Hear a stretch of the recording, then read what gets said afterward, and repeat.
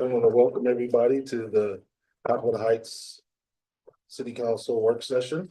My name is Sean Newell. I'll be the mayor pro tempore today. What I want to do is go through our business agenda right now, or I should say our meeting agenda. And then I'll come back and follow back with some of our calendar events.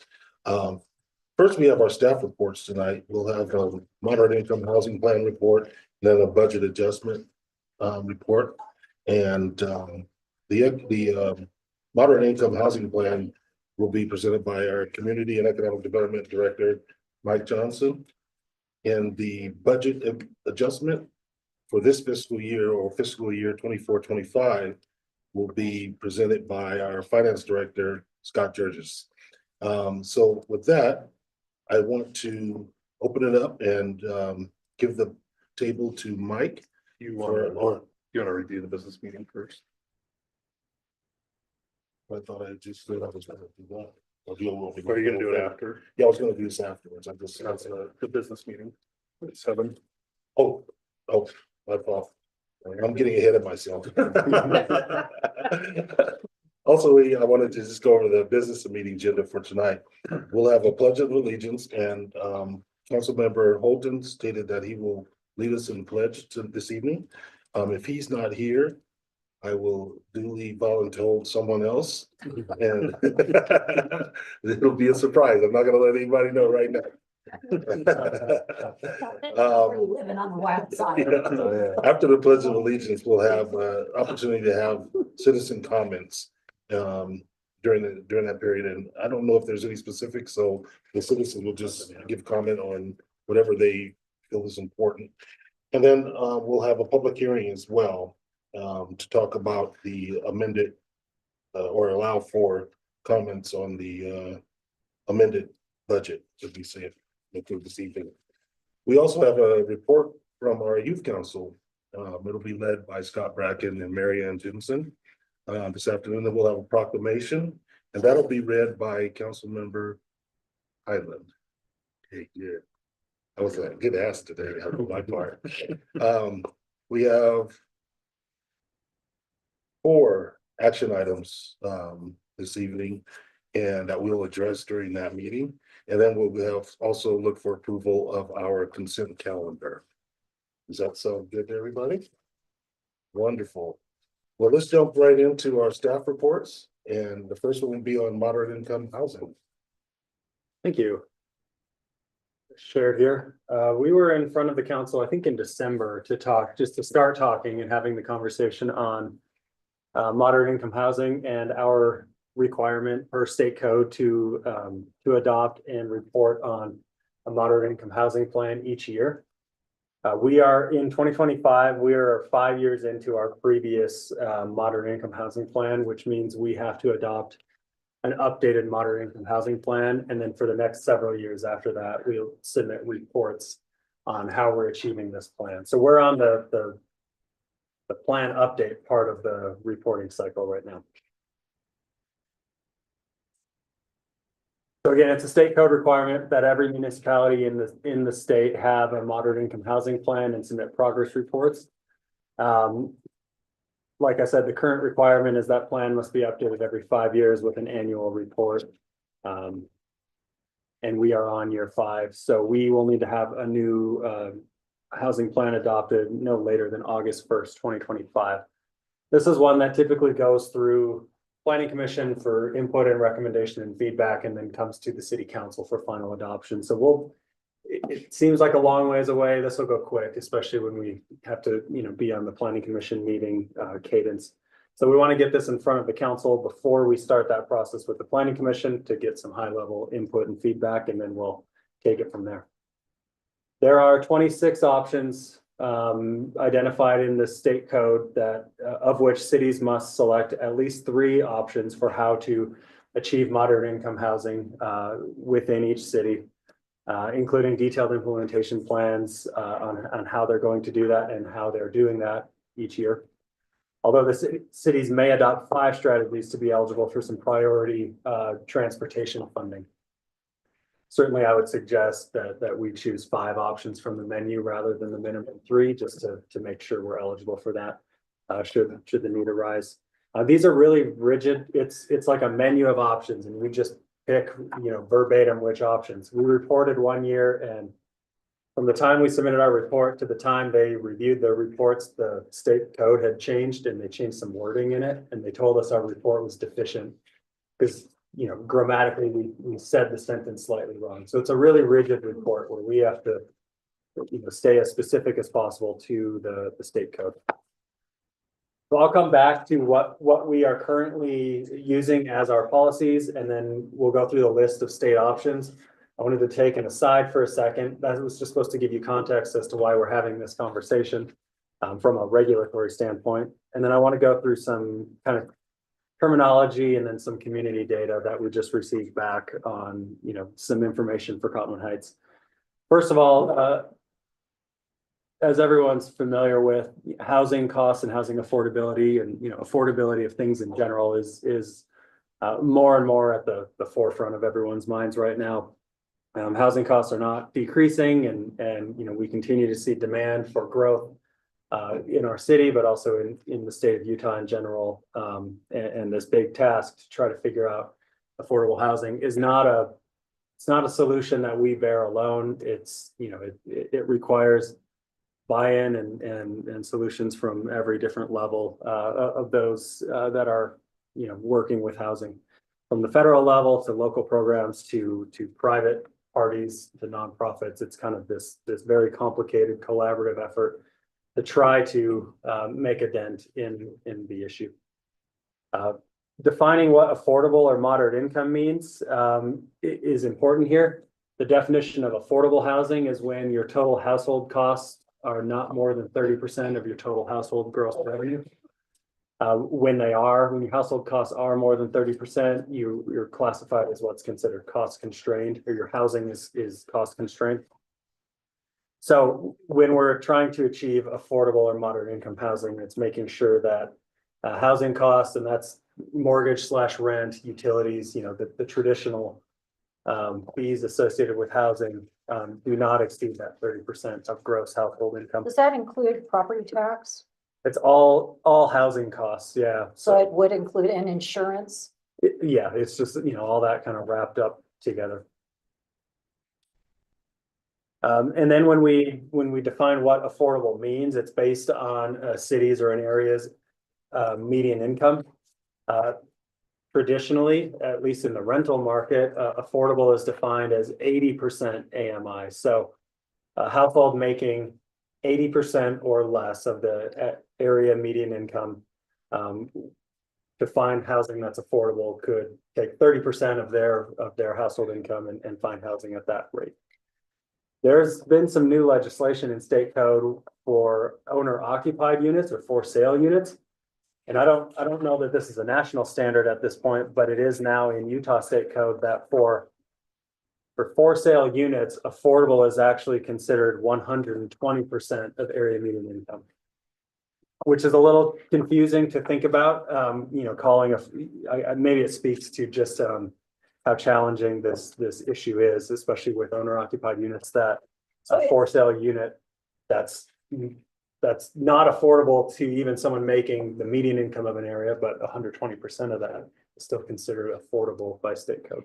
So just to clarify, to make sure I'm crystal clear on this, I've always thought I understood it, but a person renting an apartment or renting any kind of housing, to be considered not cost constrained, we use 80% AMI, whereas for those who live in ownable or for sale units, or you'd only talk about new units that go out for sale must be at 120. Yeah, that's the new legislation. That's brand new. Historically, affordable has been 80% of AMI is considered affordable. The cost constraint thing factors in, but it's not a direct. You could be making 150% of AMI, but if your housing costs are over 30%, you're still cost constrained. Okay. So that scales up and down. But what we're trying to achieve is providing quote unquote affordable housing, which is 80% AMI, and then making sure that households within there have housing options, which does not take up more than 30% of their gross income. So recently updated, even since our December presentation, the city's median income right now is $116,583, gross household income. That equates roughly to an affordable monthly housing cost of about $3,000 at that median income. If we look at what 80% of our city's AMI is, that drops down to about 93,000.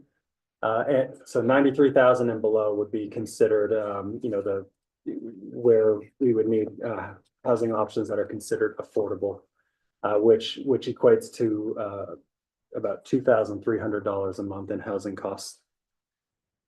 There are other, what they call affordability bands that can be targeted. So a lot of times when you see the data presented, it's presented in chunks, and you see 30 to 50% AMI, which would be your, very almost low income constituents. You've got, maybe 50 to 70, which is, moderately low income. And then you have, up to 80%, which is just that moderate income. And then you've got above that. Just some demographic data for the city. I will state, your housing, but the housing costs, we're not locked in at 116,000 for AMI. So over time, as AMI changes, all these numbers shift along with that. We're always basing it on current AMI, which is updated even more frequently than, say, the census. There's other sources that generate that information. Current city population is about 33,600. That is a slight decrease from the 2020 census data. So that's a decrease of 0.5% roughly, which you could attribute that to any number of things, but it could indicate an early shift in demographic makeup of the city. And as you see, the next slide, the median age in the city is not going down even in comparison to the state and the county. Comparing that to Salt Lake or to the projected city population in 2050, just based on regional growth models, and then calibrating that for the our city and our population and kind of demand here. By 2050, it's projected that the population could see a rise of about 8,000 residents, up to 41,000 people, just following those growth models, not calibrated in any actual growth policy or anything like that. But just if you follow the trends in the next 25 years, we're projected to see demand for growth up to about 8,000 additional households.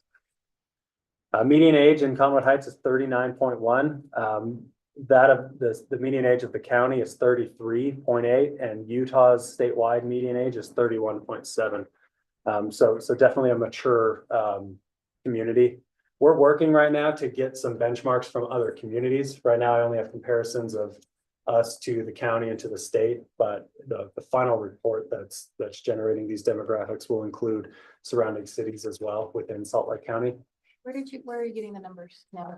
This was from, so we have a consultant that's helping us prepare this, pull these data and prepare the report. It's LRB. So they're using census data, Wasatch Regional Council growth data, some ACS, kind of community survey data, and kind of aggregating that all to generate these numbers. Can you give us average age instead of median, or in addition to median, Sure. Yeah, we could do that. Yep. especially with our senior activities? Yeah. So going back to what's considered a constrained household, that's when your housing costs exceed 30% of your gross income. The current estimated percentage of constrained households in the city, if they were to purchase a home today, this is kind of a theoretical scenario basing household income with current housing costs. About 29% of the city would be considered cost constrained. Or otherwise, that is the percentage of owner occupied households that would not be able to afford a home in present conditions without their monthly housing costs exceeding 30%. Pardon me, but can you tell me where? I'm not seeing that. Am I just missing that, the constrained? That's Numbers? not going to be in your council packet. This was just supplemental data that I've just included in this presentation. Well, I want to make sure I get this, so. Sure. May I take a moment to? Yeah, and I can send this out to you right after. So the percentage of constrained households And that includes both rentals and This- owner occupied? This data here is owner occupied. This is a housing cost statistic, so Owner occupied, so is 29.3, I'll call that 29%. And what about constrained income for renters? I don't have the exact data for that in this slide, but I do have I'm happy to look that up for you or ask for that. But What- that what stat, per- stat can be misleading because this can be people who've been in their house for 50 years. Correct. And This they is, can afford to be in their house. this is if you were to Well- purchase a home in the community today based on household income and based on today's housing costs. I wouldn't be able to afford my current house. Well, wait, Correct. wait, you're saying, okay, I just want to make sure I get this, is very important. When you say owner occupied, you're saying somebody who wants to buy a home or does this includes the population that lives in a home? 29% of the residents of Cottonwood Heights who are homeowners are cost constrained. If, not No, not that's necessarily. what that says. If they were to purchase a comparable home to theirs today in the city, A Well, how does retiree, that, a retiree who's on fixed income. this is, Yeah. They've this lived is, in their house for 50 years. yes, Today, they couldn't afford to be in that house if they had to purchase it today. that's correct. But they've already lived in it for 50 years. Their mortgage is paid for. And so I think Well, it's a it may or misleading may- statistics. This is Really? meant to just demonstrate the rising property costs and the home values in the city are outpacing the rise in household income. What it's really saying is 29% of your current homeowners in the city would not be able to move to the city today. Yes, yes. and can we also obtain data on those who are residents of Cottonwood Heights? I guess the reason why I'm coming at it from this angle is that those who are, living in homes that you would think that they had paid off the mortgage, which you would think. Yep. And they decide that even though their costs are relatively lower than going out and buying a new home, they still cannot cover their costs of maintaining a 1,500 to 4,000 square foot house. Mhm. So they need to relocate. And what I'm interested in, when we look at all these projects that are coming into Cottonwood Heights that will be sold at market value, most of them beginning at 700 or more thousand is the entry cost. So those people, do we have any inventory that they could move into? And maybe at that stage of life, because we do have a gentrifying population, they don't want to own a home. They want to perhaps live in a rental unit. Mhm. So, I mean, this is wonderful. It looks like this is a really good start, but I'm really interested in examining what the inventory is in our city. So you're looking at housing types and availability and. Right, because I know that the legislation that is coming forward is mostly about brand new products being built. Mhm. But one of the things I think it's appropriate to interject here, that a constituent brought this out to me. I thought it was a brilliant observation. And in Cottonwood Heights, we also have a lot of neighborhoods that were built in the 60s, 70s, I'll just say the 60s and 70s, where the footprint of those houses is modest. And what can we do, either as a municipality or ask for state legislators to advance, is benefits to keeping those smaller pads, like these 1,500 square foot houses. So that there's less to maintain, it's a smaller footprint, there's a lot of value, less energy use, less pollution. But most of the legislation is all about new building. Is this making any sense? Yeah, so I think when we talk Yes. strategies, and one of our recommendations is don't, with your strategies and whatever plans we develop, we ought not to just target new growth and new development. We are very land constrained here in Cottonwood Heights, so there's going to be a limit on new development into the future. So another part of that is how do we ensure that our ongoing housing costs of those that are already here continues to be affordable for those that are here. That point, something the league's been trying to make too to legislators, but for some reason they're focused on new build right now. Yeah. But that has been brought up and has been discussed, because what about existing inventory? Why can't they utilize these programs to, whether it's first time home buyers or whatever it is, to purchase existing product? Yeah. So that's been brought up. It's just, Like, I think it would be an interesting fact, and I'd like to hear from my council colleagues on this. what is our inventory in the city of Cottonwood Heights? I can tell you in my neighborhood on the eastern edge, mostly built from the mid-1970s forward, there's even a HOA within my neighborhood that says any buildings that come in here, any houses have to be at least 4,000 square feet. You know, I live in a 3,000 square foot house. Arguably, now that I'm an empty nester for some time, that will become overwhelming to my husband and I in the next probably, who knows, 10 years. So I mean, I think and then there's other places along, in Councilmember Newell's, and in your, district, and in mine, and throughout Cottonwood Heights, where again, the houses were built, you know, in the 60s and 70s, much more modest footprint.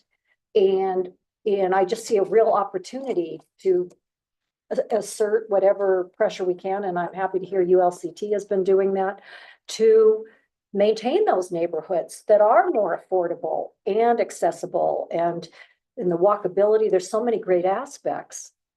I'd like to hear from your thoughts on affordable. I think that we're in a precarious spot here in our city. I don't know how we would do that. I don't know how you're going to maintain the value of a piece of property when everything else around it is going up, especially in this community. So that was a hard one for me to figure out.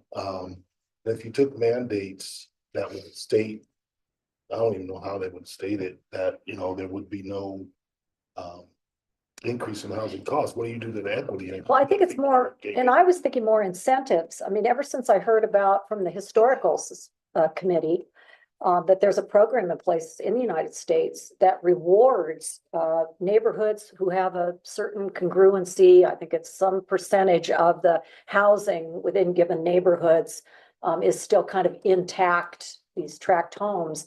They actually incentivize by reducing or subsidizing the cost of like replacing HVAC or the re-roofing of those houses. So there's other examples that could be used that would encourage people to be able to keep them, you know, in that smaller way instead of the McMansionizing that's going on, which I think is, I don't know if that's what you're referring The to. assumption is you're making is that they're more energy efficient because they're smaller. And my son's house that was built in 1956 has no insulation. The roof is horrible. The HVAC is horrible. He would probably be better off if he were allowed to tear down and rebuild. So I can see in some instances where it would be great to keep that footprint, but you'd have to incentivize or give rebates or something to make it more energy efficient. Well, I So think the if we assumption had, that it is energy efficient just because it's small. I don't. no, think I'm it's not, accurate. I'm not suggesting that the old ways are more energy efficient. What I am suggesting, and if we had Jim Kitchis, the chair of the historical committee, he could describe it better. But there are programs that, again, you know, Designated greatly historical subsidize. sites. So it could be better insulation, it could be better windows, you know, insulation in the attic, the roofing, you know, to help incentivize again, the homeowner or the prospective owner to know that they could have something more manageable. I know It's there's some of incredibly those- expensive. It is. It's incredibly expensive to replace windows and HVAC and insulate. I mean, we basically have to tear everything out to the walls, the exterior walls, the plumbing, the galvanized piping. So I don't have a beautiful solution for what you're saying. I know it's a problem, but I don't know what the solution is. And there are programs out there right now. County, and I don't know where they're gonna stay on with the state, where they offer incentives, and companies are offering incentives. Yeah, And those and yeah. everything else, but it's up to the individual to go out to find those. Well, in the case of, again, the historical committee, they spent a lot of resources to go through a number of these neighborhoods within Cottonwood Heights and they did identify some what they're, you know, considering historic. And anyways, I don't mean to belabor that, but I think at these council meetings and deliberations, it is really important for us to examine, and it's very important for me to understand not only the great information from staff, but, you know, where my council colleagues are weighing in. So I appreciate you sharing your observations because they're very important. Thank you. Yeah, thanks. Thank you. And I do agree, you know, when we are looking at the plan and the policy, we ought to have some that address existing housing stock because there's so much of it in Cottonwood Heights. It shouldn't be all targeted towards new growth. Okay. And then just quickly, the median home cost, and this number was pulled when we were going through the general obligation bond. Median home value is 770,000 at the current moment. So here's just some statistics. I think you were talking about this, Councilmember Burrell, that kind of pie chart at the top shows the general age of the housing stock in Cottonwood Heights. About half of the housing stock in the city was built from 1960 to about 1980. That's that 48.6%. So I'm sorry, is that in my paperwork here? That's On your the resume? pie chart. Yep. That's- Next page. We just had it. Yep, Okay. keep going at the bottom There you there. go. Okay, great. And this is, okay, the age. So this of is just the age of That's the age housing. of our stock. infrastructure too, isn't it? Correct, yeah, Yeah. yeah. I mean, this tells a little more than just housing There's a age, big but story there. Yeah. another chunk, the next, about a quarter of the housing, was 1980 to 1999. And then you've got, 10%, 9% before 1960. It'd be interesting to know what the average square footage of houses built 1980 to 1999. When did it take such a big leap? To interpret this data. Yeah. I think that would be necessary, because I think at the period definitely 1979 and earlier, which represents collectively about 25%, is definitely the more modest sizes, but I don't know from 1980 to 99. Sure. Certainly after 2000, it's almost a near bet that that's where you get 3,000 to 7,000. Yeah, I'm happy to see if that's data that we can. Could we pull. maybe I'll get ask that? about it, yeah. Okay, I bet the county. Yeah, how you aggregate all Yeah, that how you together, aggregate I'm sure there's a way. The next, the middle chart there on the screen is being refined. It's not extremely helpful to me right now, but I just wanted to put it out there. Single family housing, about 80% of our available housing types in Cottonwood Heights are single family. That could be for sale or for rent. That's a broad category, but about 80% is a single family housing type. Duplex, working on a definition of exactly what that means, but your 2-unit structures could be condos, townhomes, rental buildings, et cetera, about 2%. And then you've got, you could reasonably lump 3 to 9 units, 10 to 19, and 20 plus altogether as your more higher density apartments. That compensates the rest of the housing stock, but that's 20% total, maybe 18% total. So again, not a surprise statistic here, but overwhelmingly the pervasive housing type in Cottonwood Heights is single family. and what about occupied housing for rentals? That's the next one down on the screen there. I believe that might be in your report as well, but there are 13,000 total housing units. 12,000, about 500 are occupied. 71% of those are owner occupied. And 28.9% of our housing stock is renter occupied. So it's about a Wait, 70. So you're saying that all of these equal 29%? Or I'm not sure what you're looking at. No, that's the next one. So the housing type, 80% are single family. This is just housing type, not whether they're owned or rented. So single family structures make up 80% of our total housing types in the city. And then the remaining 20% is duplex up to, multifamily. So to interpret this, the number of people who live in the percentage of our population that lives in rental units. 28.9. So there's another chart. It's on the screen on the bottom.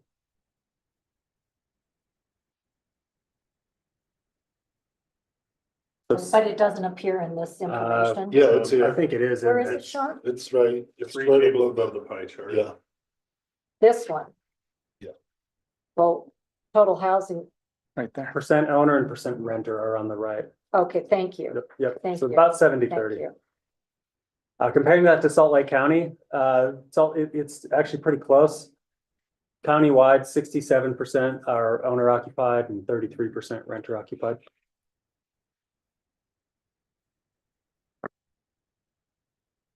And then moving on to the next slide, these are just, this is a a couple charts that are helpful. When you look at the top there being renter households by AMI and the availability or lack thereof of rental households within each income category. I think you will see statewide in every single city in the state, the most demand for rental households are going to be at those lower income bands. So your 30 to 40 to 50% AMI. So we see a gap of rental household unit income versus rental household availability within that income bracket of 2,000 total units there. So that is a gap in the city's housing stock is rental units that are affordable to your lower income bands. At 80% AMI and above, there's actually it's about there are generally enough housing units available for households meeting that demand. How does this compare with Salt Lake County? I don't have that, but we're working on getting some comparison data there. So not a surprising statistic. We are not alone in this. This is very common that you see the biggest gap in available rental households at the lower income bands. Even old market rate rental products that tend to exceed household incomes at a certain point.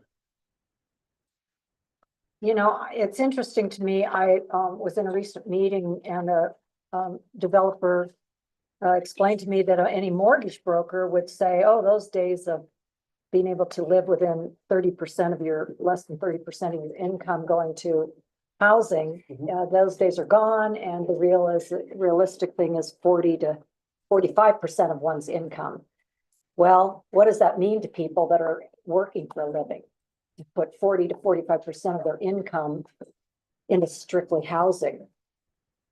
These are hard questions, right? We have to look at. And if we are not going to be accommodating working people in Cottonwood Heights, are we willing to accept the amount of extra cars on the road to see them leave to get on freeways, to drive far away, to get to places, or I should say to commute to work? I mean, I'm really interested in some of the bigger long-term effects of what's happening in our city over time. I have always said, I think we should look at this regionally, countywide, because we're what, 10 square miles? It's very difficult to hit every single income range. Live in 10 square miles in land that is gold on the east side of Salt Lake. That doesn't mean I'm not empathetic and compassionate towards this. I just think that this is a regional problem as well as a city problem. I think that's the way the state is addressing it, is looking at it regionally. Well, perhaps it really underscores the need of public transportation then that gives alternatives for affordable mobility. If we are accepting that housing in Cottonwood Heights, it will become largely unaffordable to working people, then are we putting an emphasis on better affordable mobility? I'm struggling with that because you've heard me say before, the densities that we have right now do not come close to supporting that kind of public transit, except along our major corridors, Fort Union, maybe Highland Drive. Well, I'm talking about looking into the future. I mean, we're on a projected path. We're still only at 41,000 projected population. That still does not support. That only gets us to 4,000 people per square mile. And public transit of the size you're talking about is 10,000 people per square mile. So we would have to have 100,000 people in this city to support that. Well, I think that we need to take a little closer, more detailed, because even yet we only have public transportation on Fort Union Boulevard and Highland Drive. And even working toward more shorter intervals between, the buses are coming once every 30 minutes on Fort Union Boulevard. For most working people, that is not adequate. So the number of people that might, try to get to those places, or if we were to really focus on bringing some density on Fort Union Boulevard where there is transit, these are the kind of conversations that I'm very interested in. Like I think the intermodal hub coming into near the mouth of Big Cottonwood Canyon. And one of the things, and I have to kind of agree with Councilmember Highland, is that being built out, we don't project these, a high peak of population growth. And it's been proven by some of our municipal partners like the UTA, that we just don't have the ridership to be able to put into plan something that won't be used, something that won't be utilized. I mean, if they put in, more frequent buses and there's nobody riding it, they're losing costs. So they've already proven that by just dropping some of their routes, because they're really taking care of looking at this data and being able to decide strategically what works best for them. And in this type of a community, when we look at it, we just don't have that type of ridership and stuff that people are willing to use. And I'd be interested in seeing if there was something else that might work, but in looking at the future, the way I see it, I just see the few places that we have the ability to build some additional housing and here for the community. I just don't see where people are going to utilize public transportation in the way that some other communities might, like a Clarence or something, where I do see the ridership, at a pretty steady level. But here, Well, Or closer, Midvale, Murray. yeah. Well, I think this is where we truly need to think regionally. Because the beauty of living in Cottonwood Heights is our accessibility to the I-215 and the canyons. And the downside of living in Cottonwood Heights is our accessibility to the canyon mouths and to for commuters driving through. So unless we start really partnering with the cities like Draper and Sandy and think about how can commuters move through Cottonwood Heights, express bus service during Monday through Friday, coming up Highland Drive, getting people up to the East Bench Cultural District or along Van Winkle, getting them into the heart of downtown Salt Lake City. Because we don't have TRAX lines and they're not even projected. No light rail is projected for the east side. To your point, I was on the UTA Local Advisory Council, so I've studied this a lot and I understand. But if we don't be proactive in Cottonwood Heights, we will continue to see more and more congestion of cars and the infractions that those commuters bring as they go zooming through our city as fast as they can to get where they want to go, which is either recreating in the canyons or down where they live in Sandy and Draper. So I really want to, work with my council colleagues on thinking about, could there be express bus service on commuter hours? I mean, there's a lot more that could be said, because to say that the view is on demand via, they call it at UTA, that is not reliable enough for working people. That serves impoverished people or perhaps elderly people that have unlimited time. So this is not, again, but it is related to the subject of affordable housing, because affordable living, do we want to become a place where those who need, and I'm not talking about impoverished, I'm talking about what Mike Johnson just talked about, 120% AMI and 80% AMI. Don't think I'm talking about, well, we need 50% of our inventory for, 50 to 70% AMI, just so that I'm clear. I don't want anybody to leave this table saying, boy, is that Councilmember Burrell a dreamer?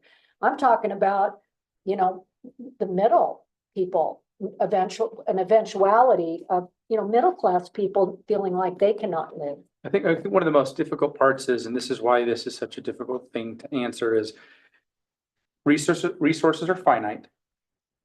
Even if you built it, would they use it? There is a cultural change. Honestly, even the various areas along the valley, every little community has a higher propensity or not to use public transportation. And with finite resources, do you build it with the hopes that they will use it? And if they do, huge win, totally awesome.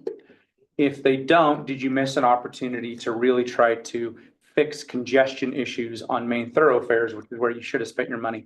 Sadly, sometimes you may not know the answer until you've already gone down that path. Well, and I'm glad you talked about building, because I am not advocating for building rail and those heavy duty asks. I'm not even asking for a dedicated bus lane. There's what's called prioritized bus lane that could very readily be added onto Highland Drive, or not added. It could be utilizing the 4 lanes that already exist, and only in the morning going northbound, in the afternoon coming southbound. with electric buses. So it is a matter of purchasing more electric buses. But the beautiful thing about electrified buses is that they are part of a fleet that can be adjusted. Light rail, like you said, once you build light rail or once you widen any given arterial or highway, that's a cost that will never go away. And what I see as a real opportunity is for us to get a vision for how to reduce the amount of congestion we have on our arterials such as. And I think the Highland one thing Drive. that I would need to see is that when we say that that will reduce congestion, I need to see some data that that actually will happen, and I'd be more open to those things, but Yeah, Let's Mike. continue. yeah, So, yes, so very quickly, the bottom table here is owner occupied households. There's a lot to parse here. The bottom line is we have a surplus of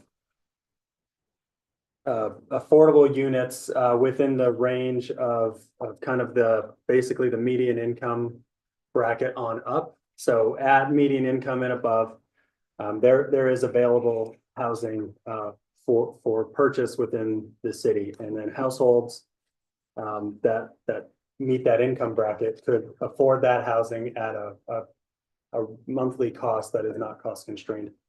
And then you know, as you look at the various income ranges below median income, you can see a gap in available housing. The 80% AMI falls within that range there, that $75,000 to $100,000 household income. And you can see a deficit of about 5.9% of housing availability there. So, you know, we have households in that range that you can't quite find housing stock within this middle bracket of $255,000 to $355,000, which would be a rate that's affordable to them. So owner occupied for renters and or affordable for renters and affordable for buyers are almost completely two different metrics. And this is just what these charts are supposed to show. could you forward to me or to all of us table 3.8? I'll send you this whole presentation.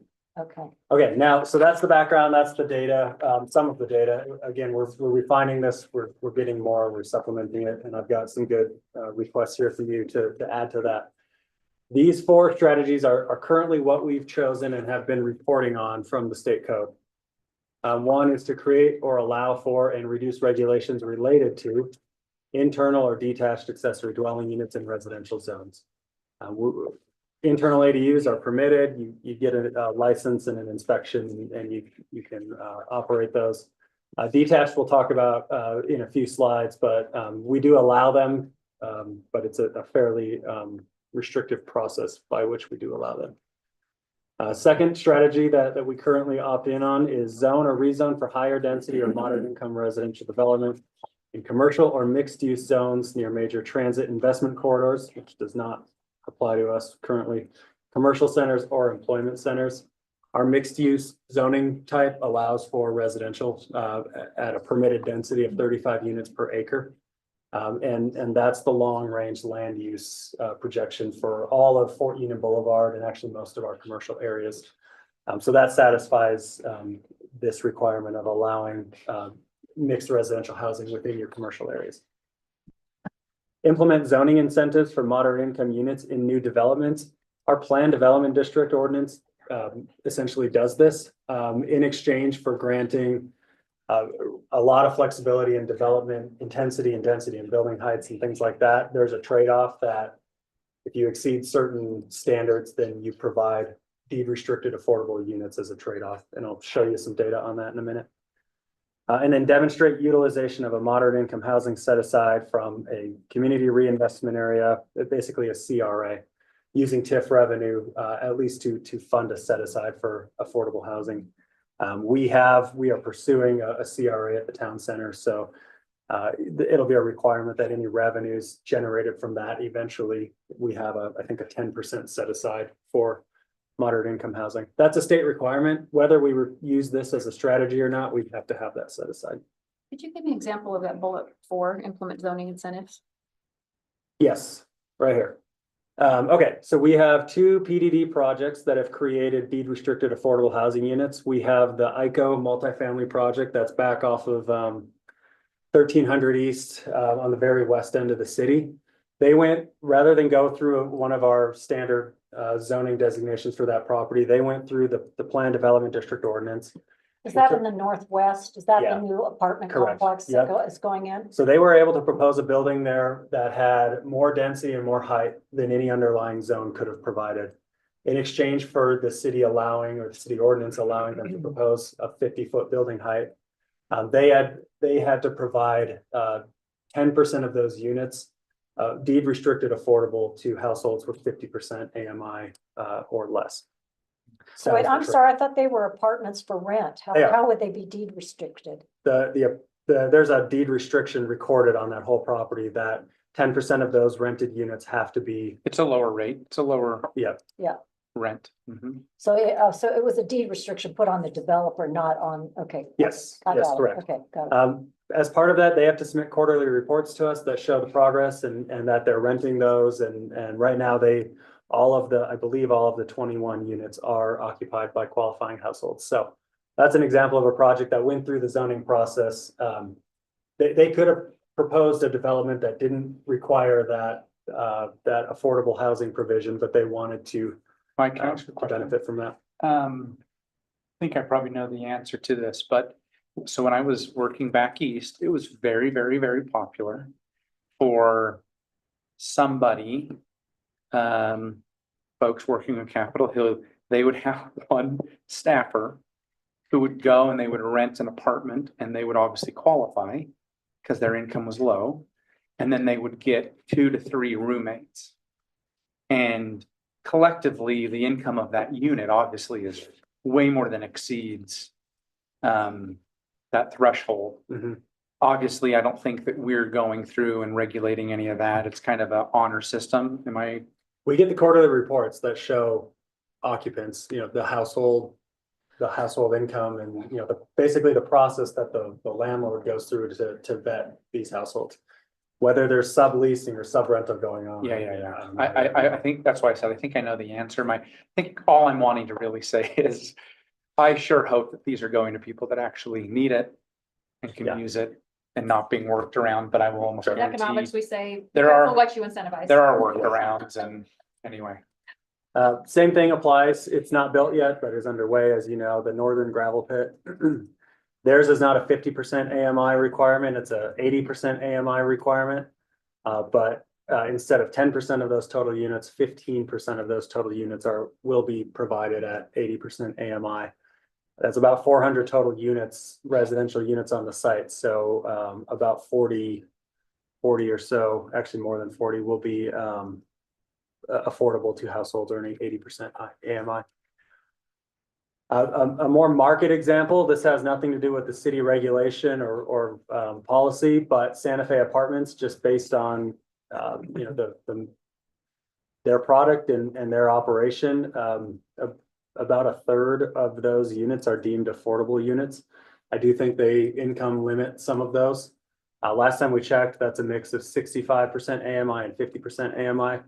We include this in our reports. We can't rely on this to always be there because they could change their management style. They could renovate or remodel and then, change those all to market rate units. But as of now, they are providing quite a few units at an income restricted rate. Are there any section 8 houses? I don't think we do have any, but I don't know exactly. I know there are some just right on the other side of 13. Mhm. That's just outside of the city. Yeah. I think Santa Fe has some other incentives for the aging population as well. Okay. For those adjustments. Yeah. Other things we report on, ADUs are allowed, they're permitted, so we report on this.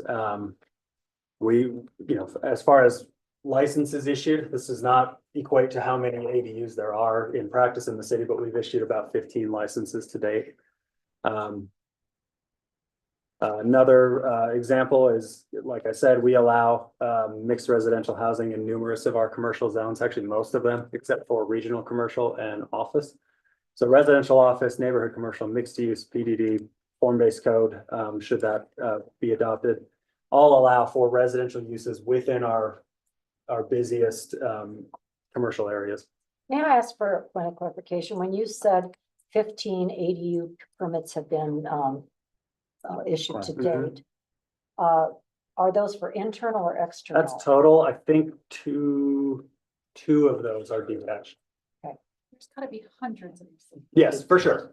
Compliance and coming into compliance is a different story than how many have actually gone through the process. I was gonna say. Yeah. I just have to keep her awake. I know, which we can actually control better than the long-term ones. Yeah.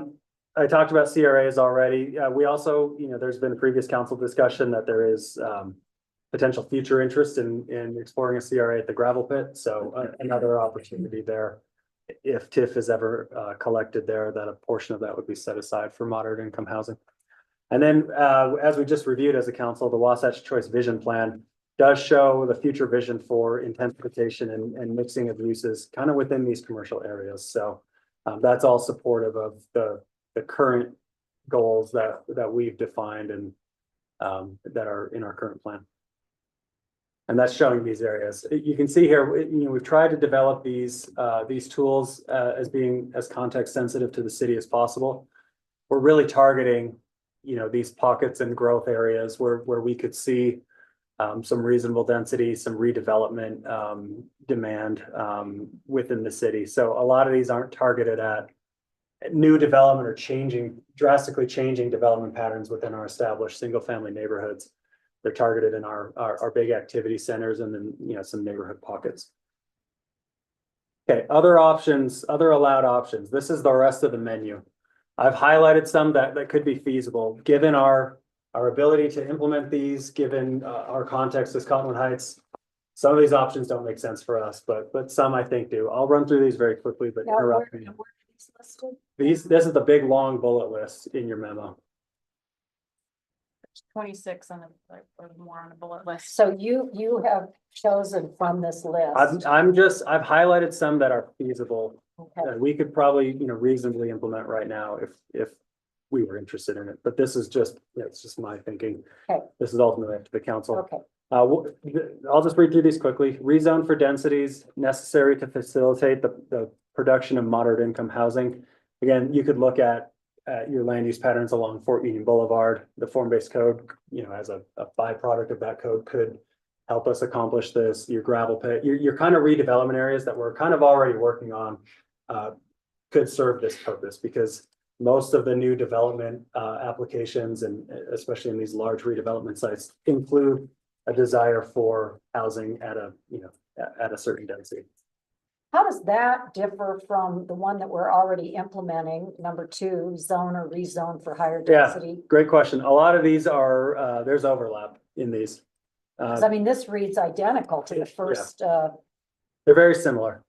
I think what we would have to do is quantify what a density is that facilitates the production of moderate income housing. It's gonna be smaller lots. It's gonna be less restrictions on, setbacks and parking and things like I that. think what you're saying, and I've thought about this, because I really do strongly believe now there can be an argument of if we have already checked this box or not. So it's not, I'm not saying that this is a must do, but I do think it's important to make sure that Cottonwood Heights is a city that is available and welcome to everyone at every stage of life. And I don't even say income levels. Income levels matter, but there's also stages of life. Newlyweds to retirement to, starting out new jobs to growing. Should our community provide additional opportunity, or should we focus on opportunity to provide that? And if we do so, would it be more advantageous to pick a certain part of the city that is more focused on that? And if it's Fort Union Boulevard or whatever is decided, so that you can focus on that, but also protect all of the neighborhoods. Mhm. The only problem with that is no matter where you decide that's going to be in the city, whoever's there obviously isn't going to love that. Sure. And that's going to be the tricky part to it. And so, but I do think that there is some smart approach to saying, okay, first off, we should decide, are we checking that box already? Do we need more of it? And if we do need more of it, should we concentrate that in certain areas so that you're not having a hodgepodge approach where you're impacting a neighborhood here and a neighborhood here and a neighborhood here? you're creating an area for it. Well, once again, though people at this table may not embrace using public transportation, I suggest that all of us, when you're out patronizing the various stores, shops, and restaurants, because I know I go out of my way when I was at T-Mobile, wherever I am, and I'm talking to the person that's working with me, serving me. And I ask them, oh, you know, where do you live? Where, you know, how do you get, you know, and I am finding that those people who work for wages that would be considered, you know, probably under $20 an hour, they will reply, I live in Midvale.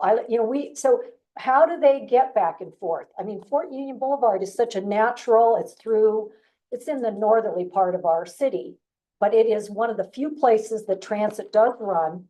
I alluded to this when we had the e-scooter ordinance conversation.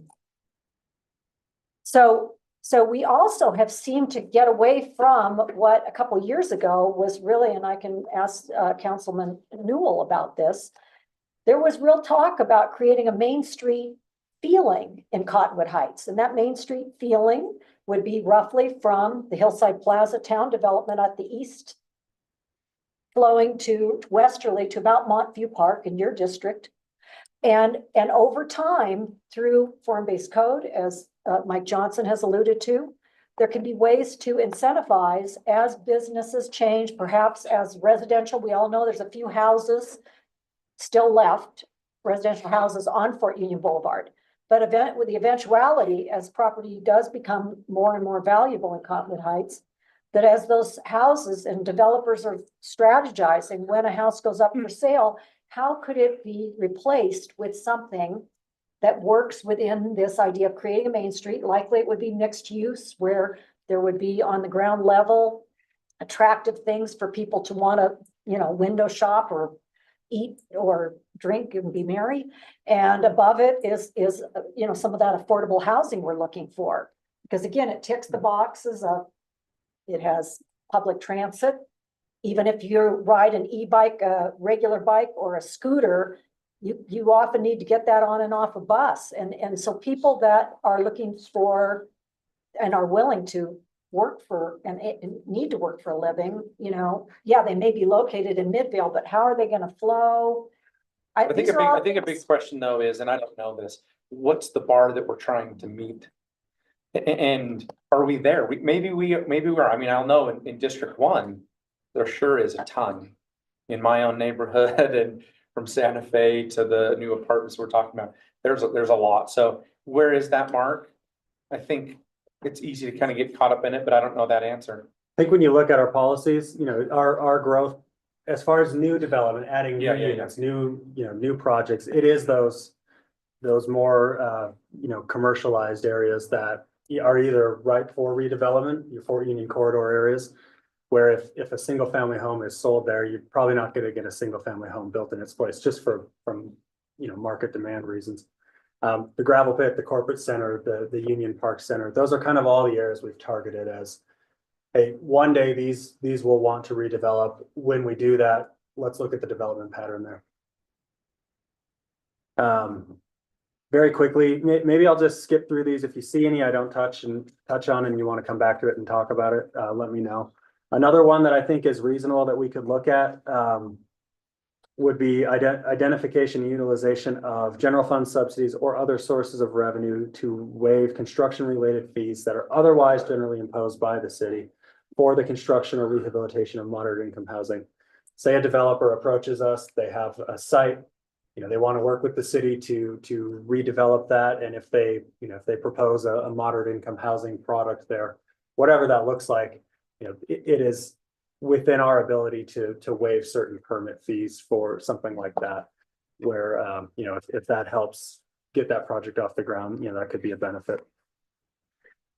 I don't anticipate this is gonna, you know, if we chose that, it would be a widespread thing. I'm not super worried about losing out on tons of permit free revenue, and we would have to have, you know, agreements and guardrails in place. But we hear the development community a lot, whether valid or not, complain about, you know, city permitting and permitting costs and things like that. So this could be an option to say, okay, well, if you build this product, we'll waive a portion of those permit fees, something like that.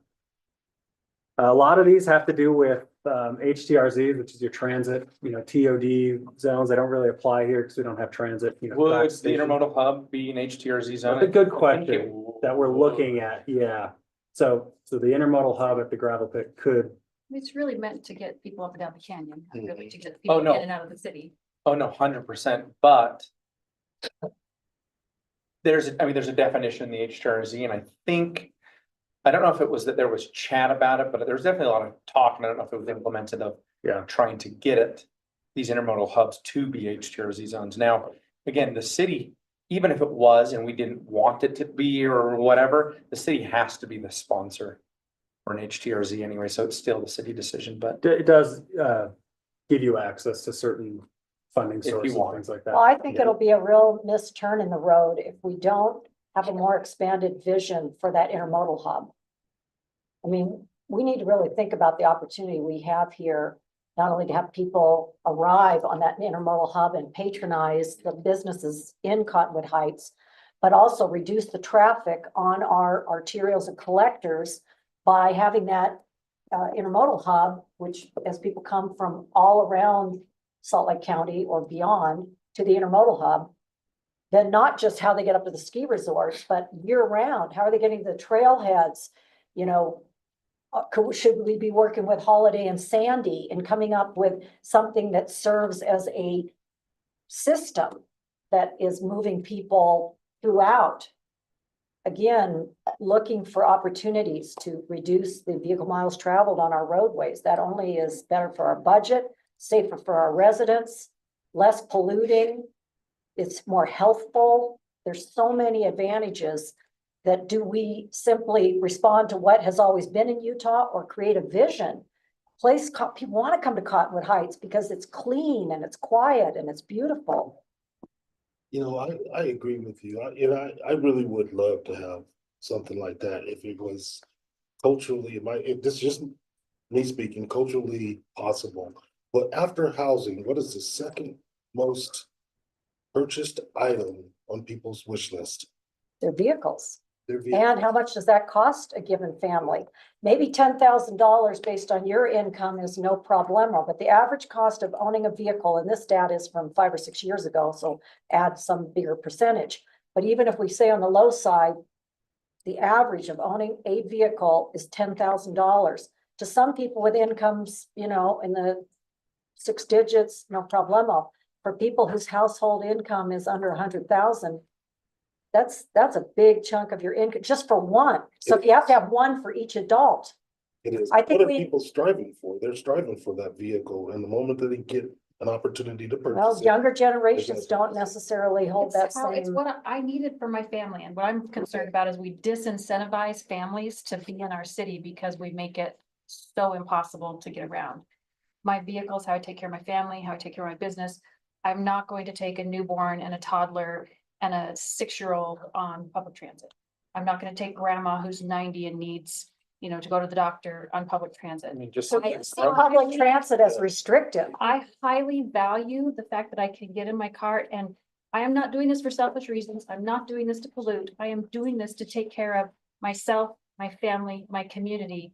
And that is the culture, and what you're speaking of, that is the culture here.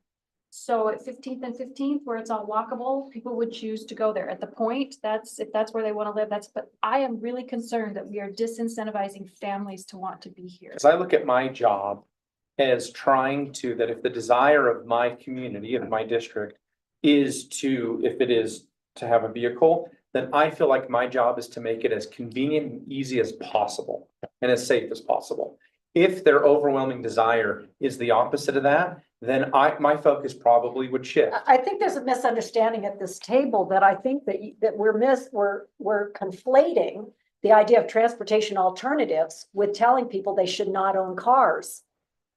If you can afford to own a car, and whether you have it sitting in your garage and you use it every third day, every single day, 5 times a day, that's your choice, and that will continue to be your choice no matter what transportation alternatives we encourage and we brainstorm and we figure out how to do it. And there's UTA, there's UDOT, there's surrounding cities. There's many possibilities for collaborative efforts. So I hope that my council colleagues will understand. I am not taking away anyone's car, nor am I restricting their ability to own them or drive them. I am saying that I will speak for District 4, and I hope anybody listening to this meeting will call me if they see it up. Every constituent who contacts me wants more transportation alternatives. They understand if it does not take away your ability to own. You can own 5 cars, drive 3 of them a day, whatever you want to do. But it's the transportation alternatives for those who see the advantages and can build it in, even if it's 10% of their mobility time into their lifestyle. And so I want It's- to be clear too, I am not against it either. I just want to make sure that that is what the residents want and that they're asking their taxpayers dollars to be focused in that specific area. I can only speak for myself.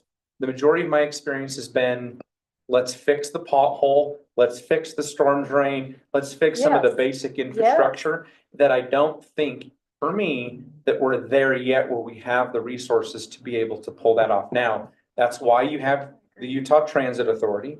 That's why you have larger entities that are beyond just the municipality. And nor would I ever want to disincentivize any UTA or anyone else on the state level to make investments in public transportation. So I think we're all agreeing here. I think we're looking at through a different lens, just in the sense of, are we talking holistically, this would be nice? Are we talking, this is the focus of my district? Are we talking, we have money and resources to pull this off right now? Well, I will say. So I don't think we're too far off. No. Well, I will say, though, that something to consider and to ponder is when you talk about the Wasatch Front Regional Council, UDOT, and many of these entities that you're state legislature, they are thinking regionally and statewide.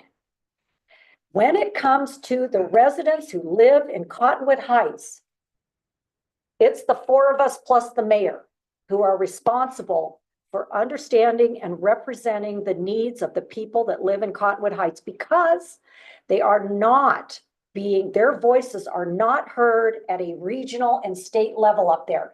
Those entities are responsible for how do we move people regionally. And I think what we're saying is, I think we are representing those voices. Yes, I think that's Okay. what we're saying. yes, Okay. I think we are. Okay, very So- good. And even WFRC, when we were at that fall meeting, said that doesn't make sense in your community.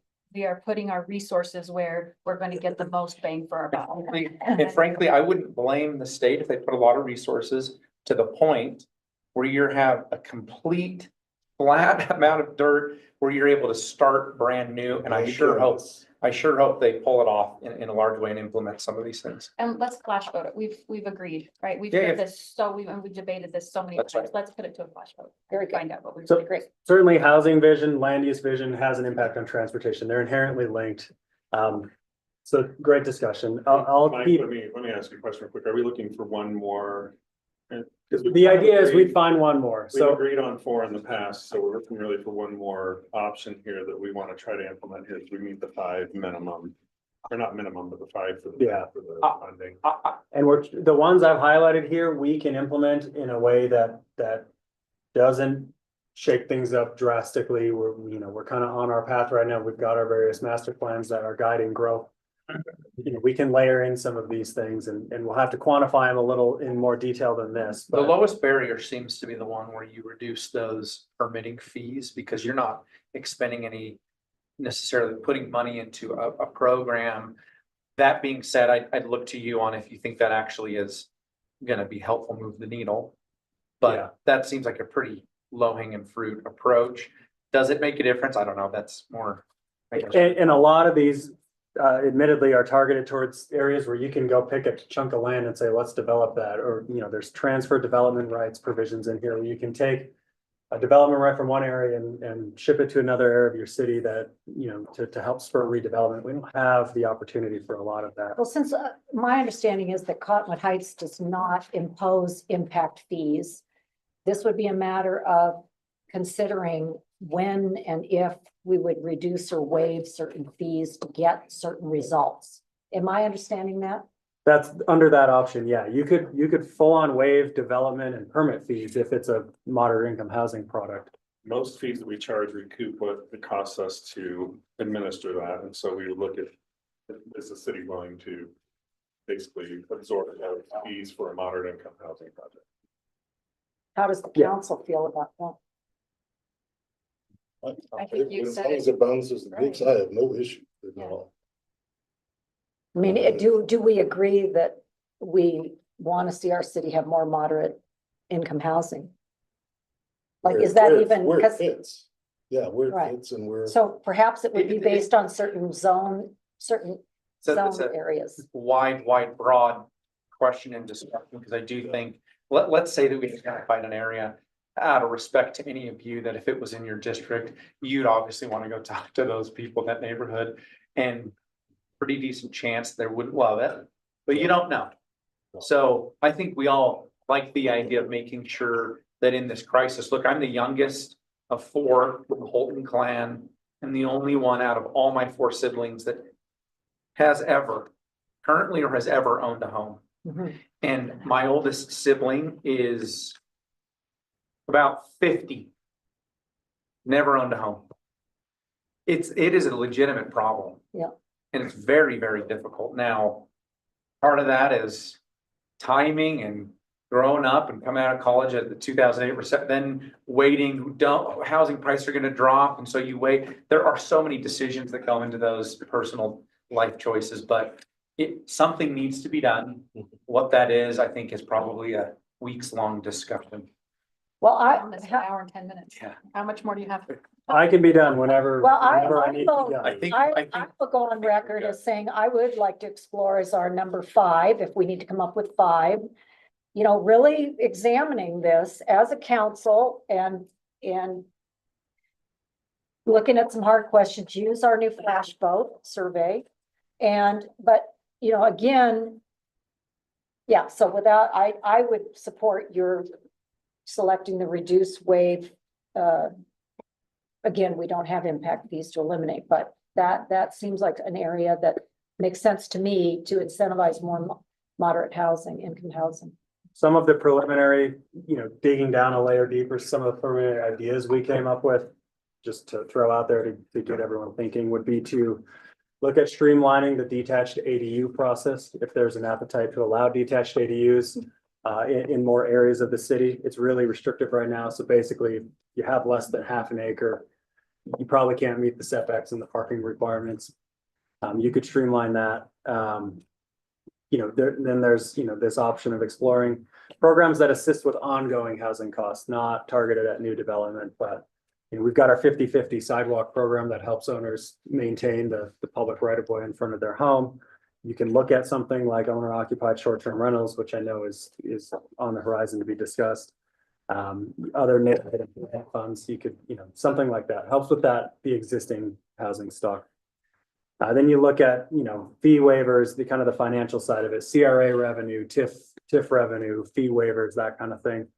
Another option that we've seen is, the city would make kind of this one-time investment in developing kind of standard plans, basically engineered plans for either ADUs or, basic single family dwellings, that if someone wanted to build a home or an ADU, they could come in and select one of the pre-done plans and streamline the permitting process and not have to pay all those engineering fees.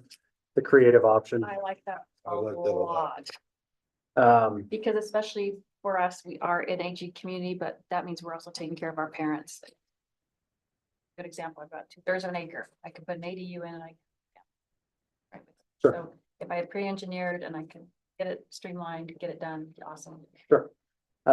Ensuring mixed use housing options are properly codified and defined in non-residential zones. This harkens back to the live work definition in neighborhood commercial. So we could go back and look and make sure that we're not creating artificial barriers to mixing and housing into commercial zones, just streamlining our code. I like And that then too. working with other partners. This could be other cities, it could be nonprofits, housing authorities, the state on creative solutions. This goes to it's a regional impact.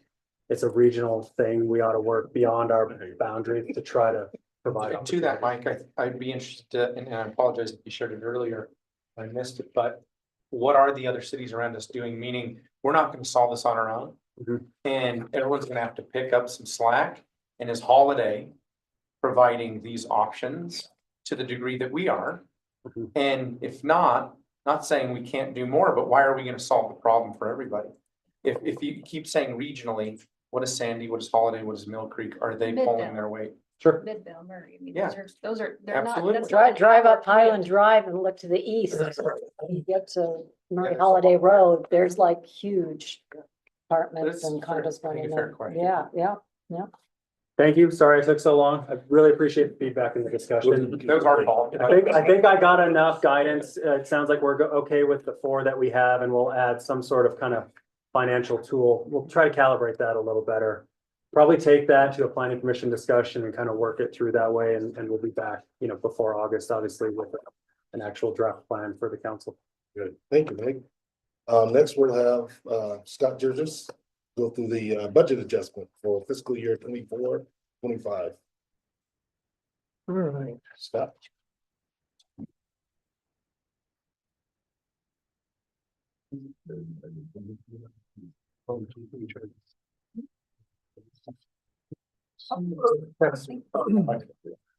So Oh, yes.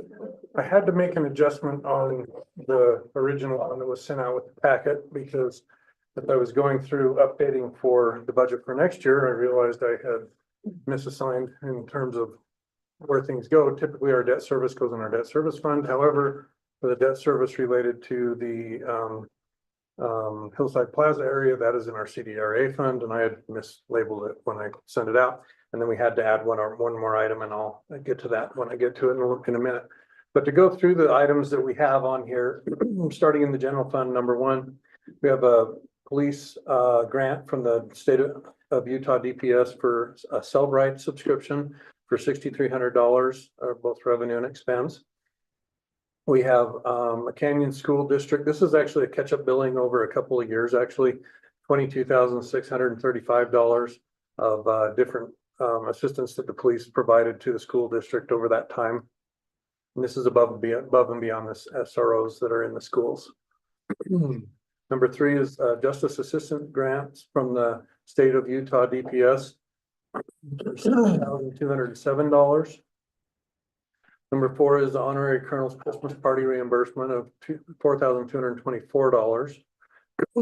Number 5 is a different Honorary Colonel's Giving Fund contribution for $139. Number 6 is a police DUI and other state of Utah Division of Public Safety reimbursed overtime totaling $13,177. Excuse me. Number 7 is a police easy alcohol enforcement overtime reimbursement of $783. Number 8 is police bulletproof vest grant. This is from the federal government for $1,306. Number 9 is a police state of Utah reimbursement for a computer. I can't remember what this computer was being used for. Internet crimes against children, like heck, I thought that was what it I'm was. sorry, what's it for? internet crimes against children. I put a member in the task force, so that they sent us that and some other of these items. Yeah. And so we get reimbursement. It's a really nice computer for $5,467 that they can use for that. Really nice. It's really That nice. expense. And it has a lot of storage on it. It's very too, so- secure. Awesome. Yeah, very, I'm it very is very secure. Number 10 is a sale of police vehicles. This is the Ford E350 that we sold, and then the Ford Fusion, totaling $33,500 between the two, and to be put towards purchase of a new vehicle. Number 11 is ZAP grant for Arts Council for $10,200, recognizing that grant that we've received earlier this year. And then number 12 is summer assistance for Kate's position. This is to utilize some of our existing room monitors and others to help to be here when there needs to be an employee here to help out with the musical and other things that need to go on as they're practicing and doing the things that they need to do so that they can kind of get the things that need to be gotten for them. Number 13 at the top of page 2 is recognizing additional revenue that we received from the Butlerville Days activities.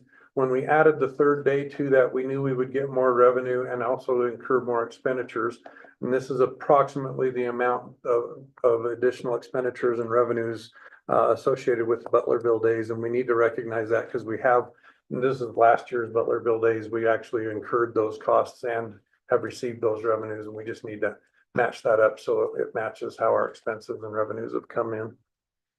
And number 14, this has to do with the bond that we'll talk about, the general obligation bond, but this is repaying the general fund for monies spent to date on the debt service for the Hillside Plaza Fund that originated from the general fund, $1,516,000. This is if we follow through with issuing the bond. This is, yes, if we don't follow through with the bond before the end of this year, even though this would be budgeted, it would be a zero in terms of the actuals against it.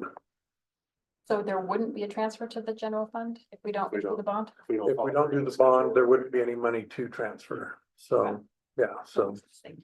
And then I'll get into more of the bond here in the well, before I move away from the general fund, is there any questions about general fund items or anything?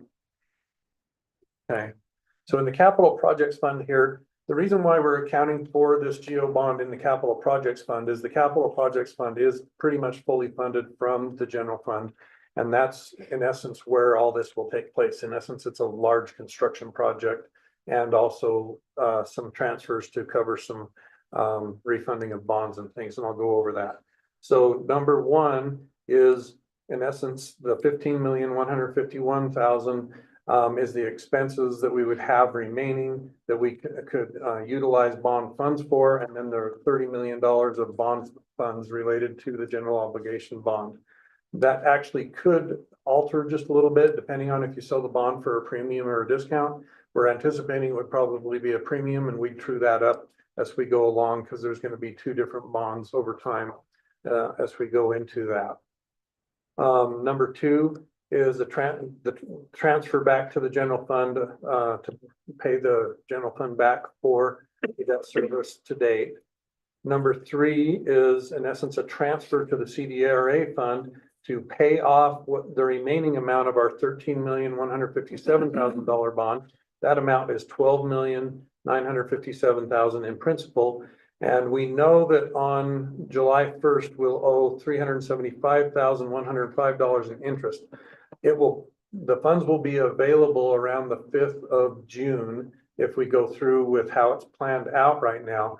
And at that point in time, we'd make a payment. So it would be less than that 375, but I don't know exactly how much less depending on the timing of when that happens. So we'll budget the full amount and only transfer the amount that we actually need to cover the interest that would be due at that point in time and everything, but probably 350 or something like that, because that's a 6-month amount of revenue or of interest. That's all the stuff associated directly with the general obligation bond in here. Now, item number 4 is a state of Utah grant for the roadway project at 2300 East in Fort Union.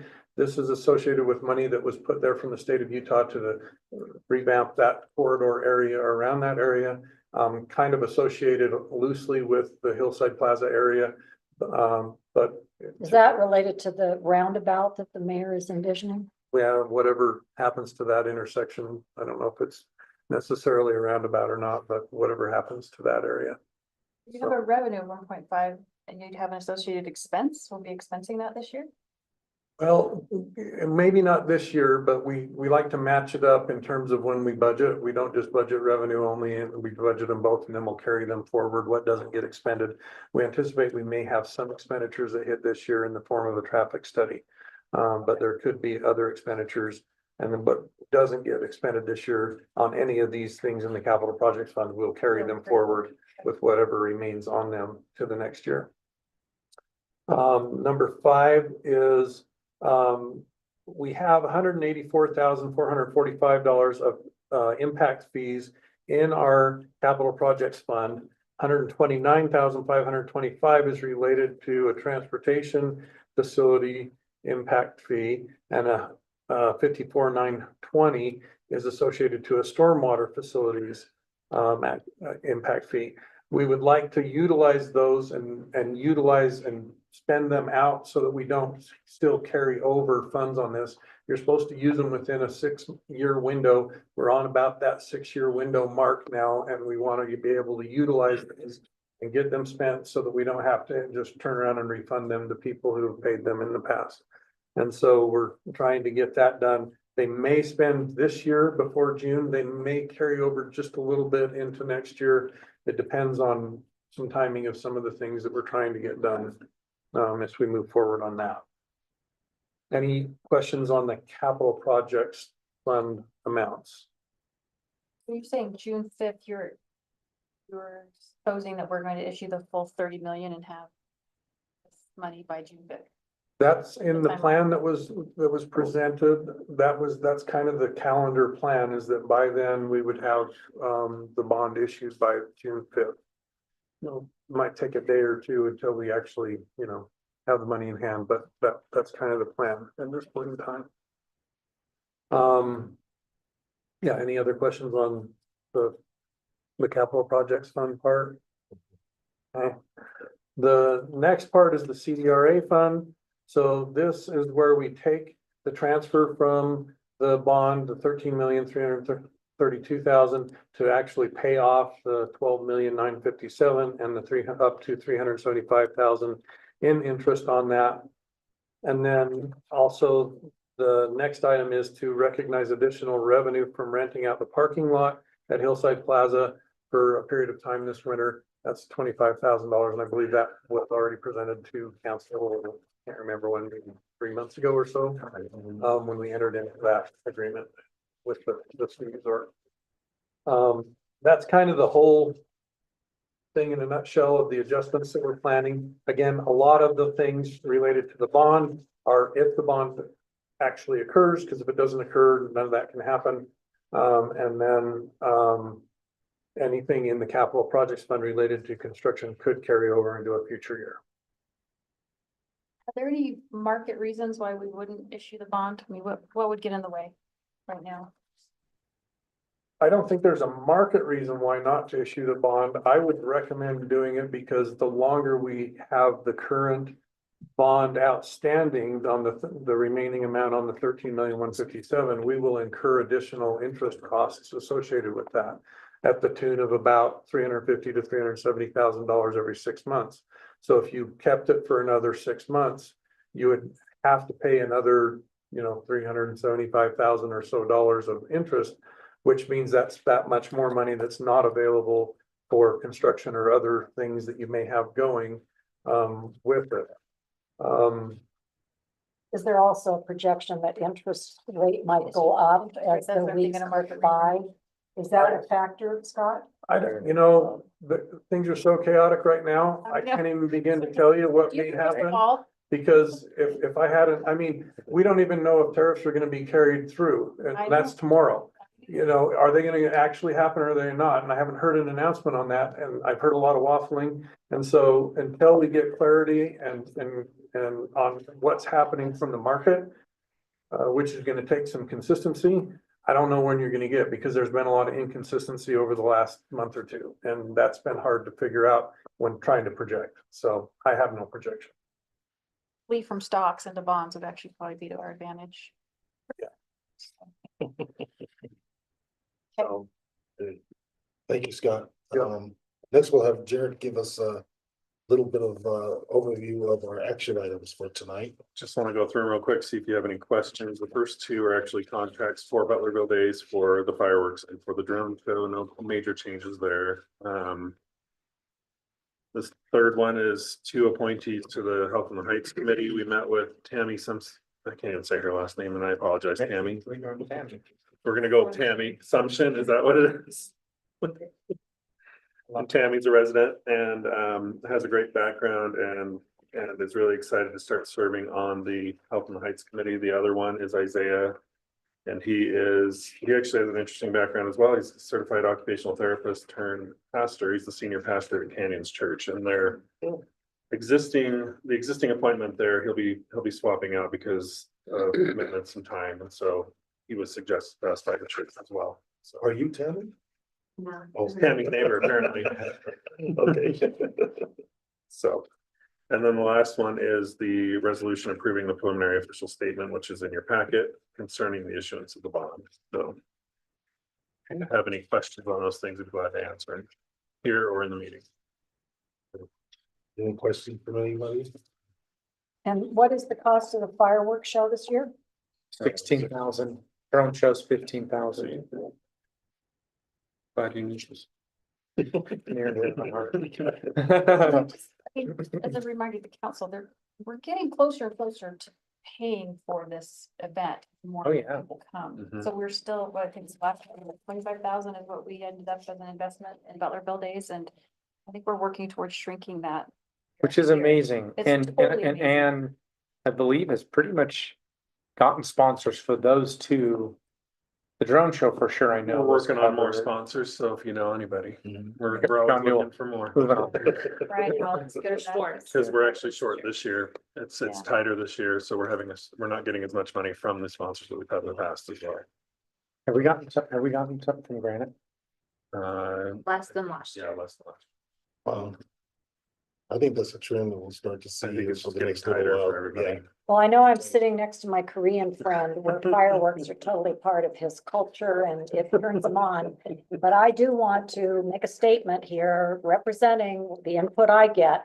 And I have not had a constituent tell me, way to go on the fireworks. I've had many, actually not just from District 4, other places within the city, tell me they don't like those fireworks. It scares their dogs. They don't like the pollution in the air. There's been a lot of, like, why do we keep doing that? So I know that I'm in the minority, but I feel compelled to represent the input that I get.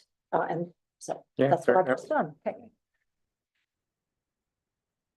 Wonderful. Well, thank you, Jeremy.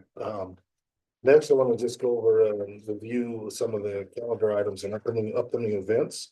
On Wednesday, April 16th, from 1:30 to 2:30, we have our senior social, and that's on scams and fraud prevention.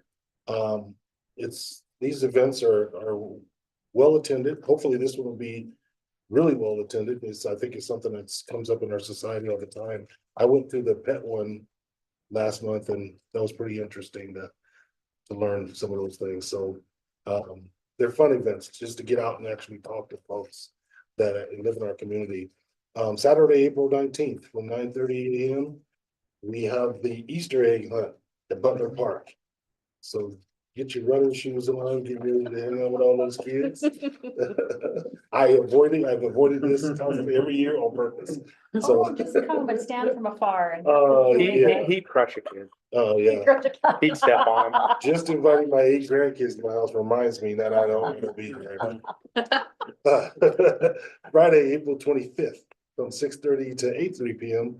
There's a therapeutic arts night here at City Hall. Yeah. And then Saturday, April 26th, from 9 to 2 p.m. There's a sapling sale here at City Hall as well, which hopefully we can, encourage our residents to come and buy some of these trees and everything. Pre-sale, we're doing pre-sale this year, started today. I think there's billboards out, so if anyone's interested, they can go to our website and pre-order. Have we ever considered fruit trees also? We can add it to That's the a list for great next year. idea. Japanese red Good maple. idea. I mean, I've got some I'll tell ideas. you what, I mean, fruit tree first. I love that idea. Just on Love it, park love strips, it. because that fruit goes all over That's, the a sidewalk. lot of these are park strip, you know. Yeah, yeah. It really does. I've had that problem in my house. Help feed our Um, community. yeah. We'd have to organize the picking schedule. Yeah. Hey, we could do that with Brighton. There's actually a company that does that for you now. Oh, really? Yeah, they'll go around, they'll prune your trees and pick your fruit, and then they sell it at the farmer's market. They only take 10%. Or they can leave you with 10%. And you have it all picked and boxed for you. My landscaper said go to farmers.